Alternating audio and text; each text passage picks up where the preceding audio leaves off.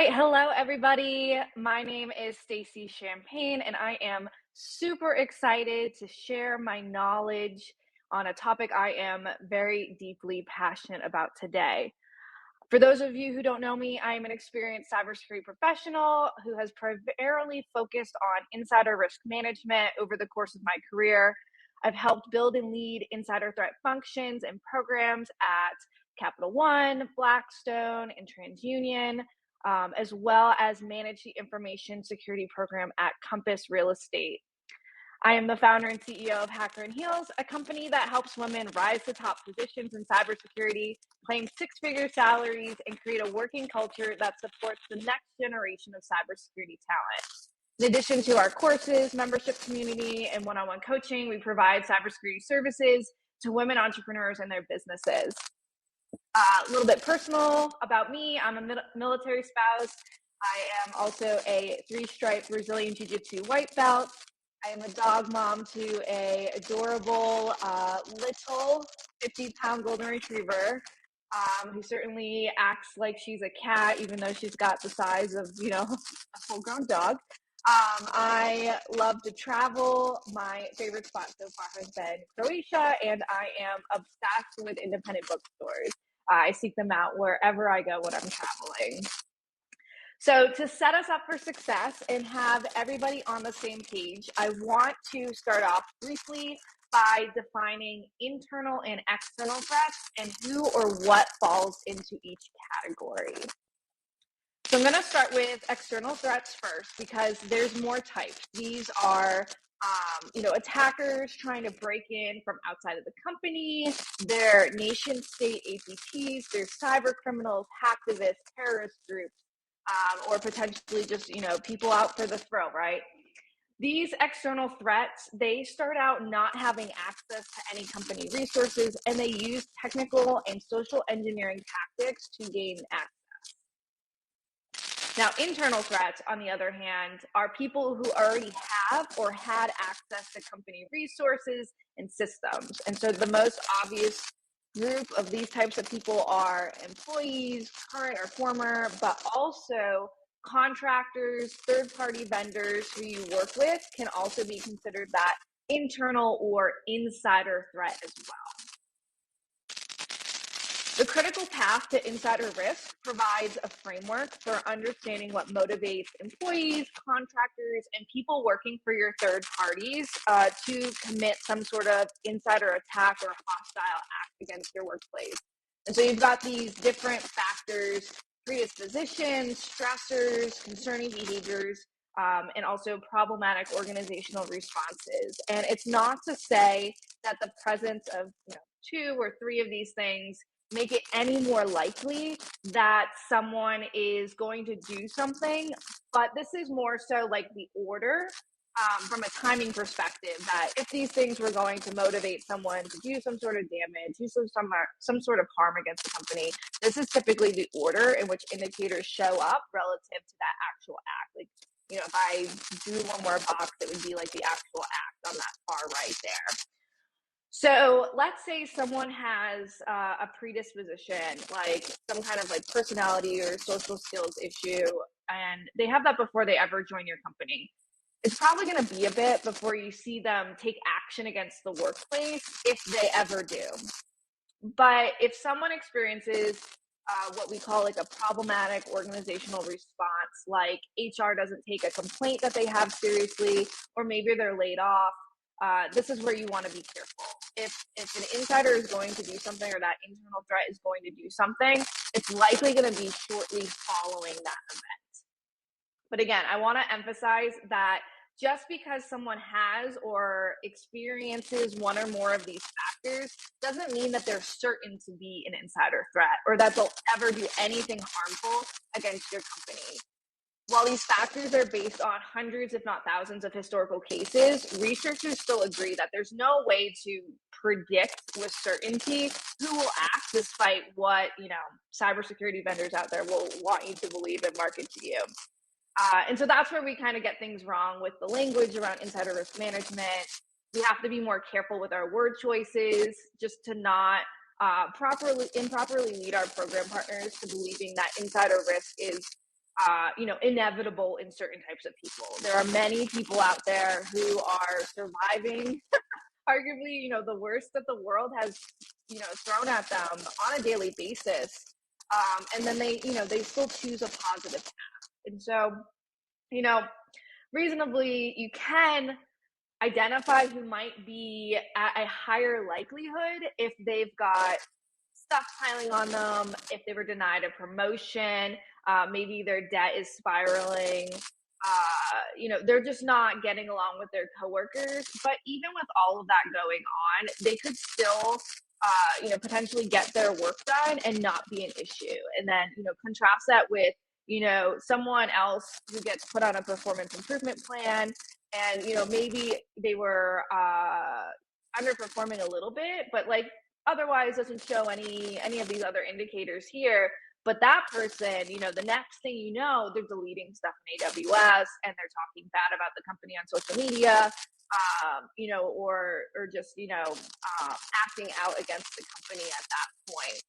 So again, it's really hard to, to just say with certainty whether or not someone is or will be an insider threat. So let's talk some statistics. You're probably wondering, how often does this happen? And so in the 2023 release of the Verizon Data Breach Investigations Report, of the participating organizations for that report, internal threat actors were behind nearly 1 in 5 breaches. Attacks by internal employees were found to be more prevalent than nation-state sponsored attacks. 99% of privilege misuse cases involve an internal threat actor, with the top motivations as financial at 89%, followed by a grudge at 13%, and then espionage is only at 5%. And then you've got, more than 50% of all social engineering attacks involving business email compromise. We can't sleep on taking care of and protecting our people. And if being decent human beings isn't enough for you, maybe the money will talk. And so from the 2022 Ponemon Institute report, that report found that insider threat incidents have risen 44% over the past 2 years, and 2 years prior, 2021. And the cost per incident is up more than a third to 15.38 million. So what enables internal threats to do such significant, costly damage? Privilege access is definitely, for one, it's a lot easier to deface, damage, or steal from the house if you've got the keys to it. And I'm hearing there's a little bit of some feedback. Interesting. I don't have anything going on behind me, but just let me know if you continue to hear this going on. I've got my AirPods going, and I could always switch to let me see. I will go ahead and disconnect my AirPods and just use my computer here. Hold on 1 second. Let's see. Let me take these out.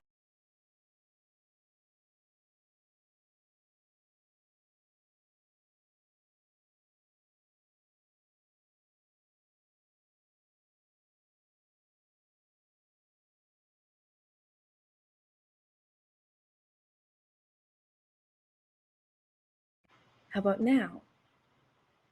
Can you hear me now? I'm like the Verizon commercial. Okay, does it sound okay? Okay, perfect. All right, so we will continue with this. All right, so circle back. What enables internal threats to do such significant, costly damage? So privileged access, it's a lot easier to deface, damage, or steal from the house, so to speak, if you've got the keys to it. There's also shadow IT, sites like Dropbox, tools like Lucidchart. If you have corporate licenses, sometimes it can be tricky to block access to, the personal tenants. And like Google Workspace is a good example. It's not impossible, but there's plenty of stories of companies forgetting to toggle a switch that stops employees from popping files into their personal accounts, disabling copy and paste, and other types of, controls and the like. And then, of course, there's like BYOD, bring your own device. If I had $1 for every time someone accidentally used the wrong email address in Apple Mail to send or respond to a business email, containing sensitive information, that's something that would be avoidable that if they were required to keep things separately. But this isn't internal threat 101. It's not the focus of our talk. So let's really get into the 200 level specifics around detection and response. So there are 6 stages to your average everyday incident response process. We've got preparation, identification, containment, eradication, recovery, and lessons learned. And you might have heard of this as an acronym said as PICRL. So I'll define each stage as we go. I'll point out some of the key differences of how internal threats versus external are handled at each one. And then I'll make sure to provide some insights about the things that you'll definitely want to do if you find yourself responding to an internal threat to make sure that you're not opening yourself up to unnecessary risk. So first up is the preparation stage. At this stage, nothing has happened. Don't worry, because something will happen. It's just a matter of time. And that's why you're going to prepare for it. So you create a plan, you define roles and responsibilities for responding to a security incident, and make sure you've got the tools you need ready for when you will eventually need them. Now, I don't know how many places I've been at with teams that have skipped this step. They just went straight to stage 2, to that detection, and started trying to find insider internal activity. And then when they found it, there's 2 problems. One is that once you find this stuff, you can't unsee it. And so now you're going to have to do something because ignoring it could be negligence. And number 2, whoops, you have no clue how you should actually respond because you didn't plan for it. And guess what? There's a lot of times where in these situations, the attacker isn't necessarily this no name, no face cyber criminal.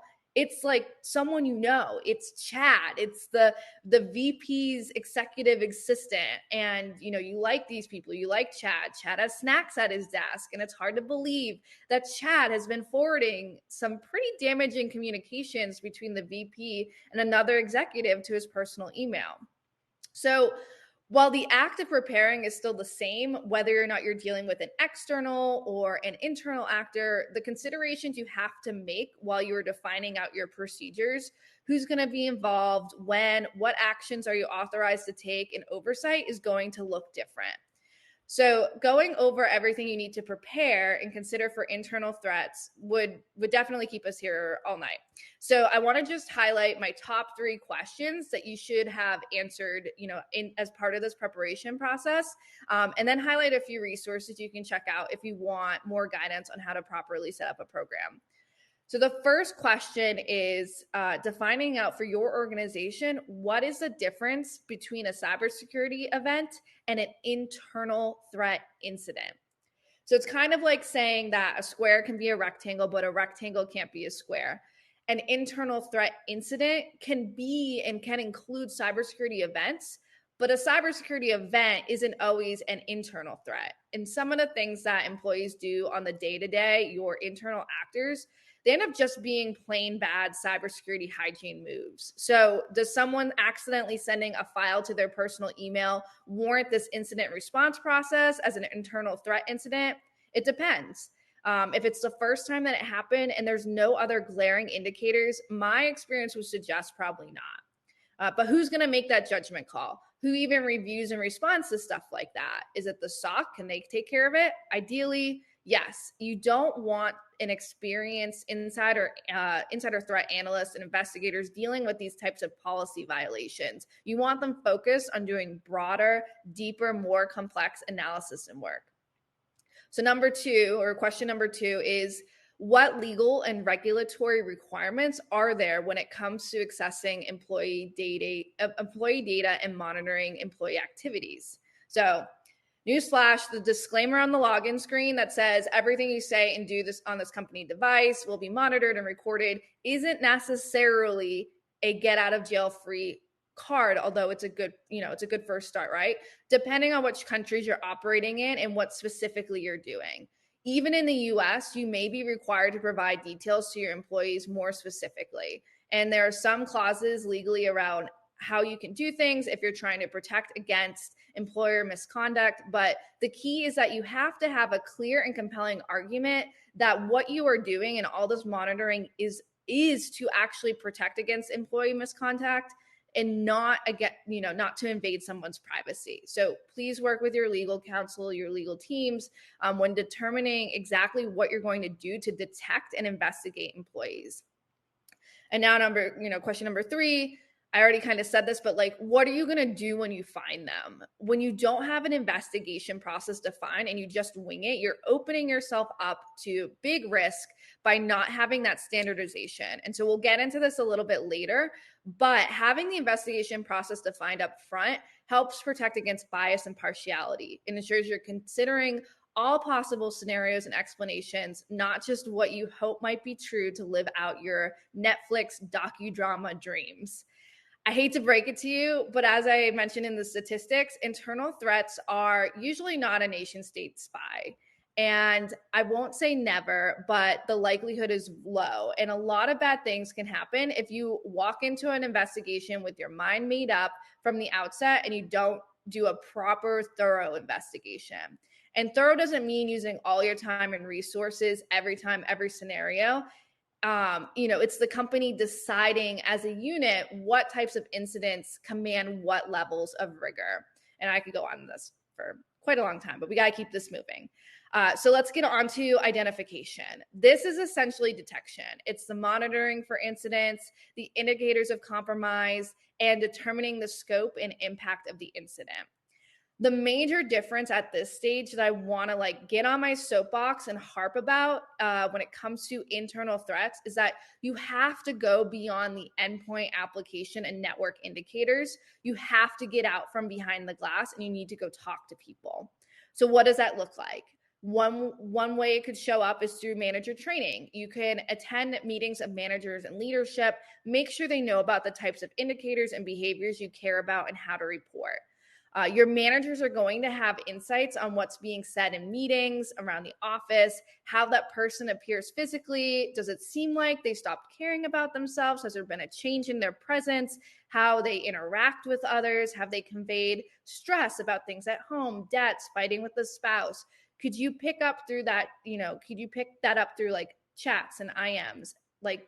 Maybe, but just relying on that e-discovery is still a needle in the haystack search. Whereas if you go have conversations, wouldn't you just prefer to have someone essentially give you the needle? Prefer someone just telling you straight up, hey, Jim looks like he's taking home big stacks of documents every night, and there's nothing I can think of that I've assigned him that would require him to do that. And so that's one way you can get out from behind the screen. And then another thing with the employees, the same thing. Employees can tell if something's off with a colleague, and so you want them to feel comfortable coming to you as well. Human resources. How many people have heard the phrase, human resources is not your friend? Well, if you're responsible for detecting and responding to internal threats, they're going to need to be. They're going to be able to tell you who's unhappy, who just got put on a PIP, who gave their notice, and you want these indicators. Sometimes there's a way to get these details technically, but oftentimes if you're just starting out, you have to rely on them telling you. Another super important difference or things to consider is that so much, it's not for external threats, when you're determining the scope and impact of an incident, it's not as important to be really careful with how you you're dealing with someone who's just so obviously coming in from the outside. But internal, when you're interacting with potential subjects and witnesses who you involve, you have to tread lightly, tread carefully, because what we don't want to have happen is accidentally cast suspicion or label someone as an insider threat if it turns out to be a false positive. Once you do, nothing can prevent that unconscious bias that will permanently affect anything that person does going forward. Even if they've done nothing wrong, even if you say you were wrong, that the activity was business justified, whatever. And how this can become a real problem is if there's problems with the dynamic between the employee and the manager, or the employee and the rest of the team. If it gets out that the person is being investigated as a possible insider threat and they've been seeking justification to write that person off, it can, go south really quickly. So, if you're not prepared as an investigations function for this, and you don't know how to properly maintain that partiality and confidentiality, mishandling of this stage can provide further evidence of discrimination or wrongful termination. This is true at every stage hereafter, but I found that many people underestimate the importance of being exceptionally careful and thorough and controlled, especially at this stage, if you're still validating if and what the threat is. When it comes to casting these sorts of accusations, it's like once a threat, always a threat, whether it's true or not. Even if you never write those words out in an email, the fact that it's coming from you, it becomes implied. All right, speeding right along through the rest of these here. Containment. Now that you know that things are going down, it's time to prevent further damage. If you're dealing with an external threat actor, this might look like isolating the affected systems or disabling user accounts. This is an important point to stop and breathe at. Before you do anything, like I know you got the dopamine hit from validating a log that they sent a sensitive file or whatnot, but it's so important that we just don't rush into action.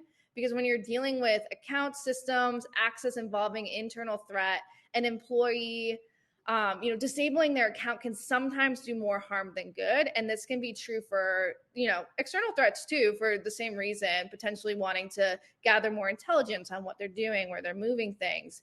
But specifically for internal threats, two things. One, if the employee has a valid reason for the activity and you just lock them out of their accounts and devices at a volatile time in society where there's ample stories of ruthless employees or employers locking people out and just causing havoc, you just might have given someone more motivation to take a hostile action. Even if there's no excuse for their behavior, if they truly did put the company at risk, and if the company will likely opt for termination, my advice is really don't be a jerk. Don't be the cause of escalation. Don't impose unnecessary stressors. Don't give them a reason to take hostile actions that don't involve access to systems or accounts. We're thinking like workplace violence, death by suicide. These are risks that really must be considered and mitigated that aren't necessarily, a top concern when you're dealing with someone externally. And I'm going to use the eradication stage to talk about this a little bit more. So eradication, attacker be gone, remove malicious software, patch the vulnerable systems, basically get rid of the bad things that enabled the attack to happen in the first place. That's your goal when you have an external threat actor. But what if the person is internal? If there's configurations in systems or apps that enabled this behavior in the first place, local to the individual, then yes, assuming at this point, that there's no business justification or other reason where this person should be allowed to do whatever it is that they did, like plug in a USB or something, absolutely. Go ahead, disable the port or the capability, however you're controlling it. And again, I put that caveat in there. Do you know for sure that there's not a business justification or anything else that might justify what happened? I had an employee once who moved files from their work computer to their personal computer because they lived in an area where they had issues with the power going out. They moved the files to their computer, did the work, moved it back, emailed the files right back to the organization. But if I didn't talk to that individual or that person's manager, it wouldn't have ever occurred to me. It would have just looked like really unusual behavior, a seriously sensitive file, they had appropriate access and it was part of the scope of their role and the project they were working on. Those are all things that I find out through conversation, right? And so if there was one major difference between external and internal threats, it would be this dynamic. The fact that you have to investigate people in a way that's not the same as just asking if they clicked on a link. And to do those investigations correctly and have the foresight to take the human factor and human experience into consideration, those aren't skills you just innately have. They have to be learned and practiced, because you can't just go up to a person, slam their laptop shut, take their work phone, and push them out the door. With external attackers, a crime is really clear. The external attacker never had any approval or consent to access systems or data. But insiders, it's literally their job. And if you're going to take employment actions or legal action against them, you best make sure you've got clear and compelling evidence as best as possible, proving that it wasn't just a person, one, doing their job, two, being set up for failure. Being set up for failure because their boss doesn't like them, and or they haven't been given the training to do the job. And consider all the ways that this situation could look less like a cybersecurity incident and more like a company having it out for an employee, especially one in a protected class. All right, I know we're short on time here, so I'm going to keep speed running through this because of our little audio glitch, but we're going to bring it into recovery. So recovery, whatever was affected by the attack, it's time to restore systems, restore data, and confirm that the incident has been completely resolved. So if you did lock that person out, assuming that they're not being fired or just getting reprimanded, you have to give them access again. Not only that, but you have to tell the person that they've got access again, speaking from experience. Once the team determined that there isn't an ongoing threat, everything is good, re-enable the account, make sure you go and let the employee know what to expect next. And how we handle things with employees in these moments are really the differentiator between remediating an insider threat or inspiring one. And it goes back to the critical path of that problematic organizational response. Yes, how we respond as an organization can and has instigated insider threats. So we have to take ownership in our role and think through the employee experience. Nobody's necessarily empathizing with external attacker, like, oh, poor cyber criminal, I should try and get a message through to let them know what's up after I knock them off our networks or whatever kind of thing. We don't worry about it from that angle. But with insiders, we need to communicate. Which brings us finally to our last one, lessons learned. So don't skip this step either. Analyze what the heck happened. Identify root causes, assess how effective your response was, and make plans to do things differently where you need to make some changes in order to prevent similar incidents in the future. Lessons learned is a universal activity, but similarly to the preparation stage, there's going to be some unique considerations in the wake of an insider or internal threat incident. Because while some of this feedback will center around the tech, there's often areas of opportunity in non-cyber spaces. That is, would continuous background checks have caught this? Would a more objective performance review process decrease the likelihood of disgruntled employees? Do we need to give people more breaks? Maybe we shouldn't incentivize people to open new accounts for cash bonuses. You follow? It's possible. It's possible it's going to go beyond making sure that you're on top of your patching cycle and validating that your technical controls are working as expected.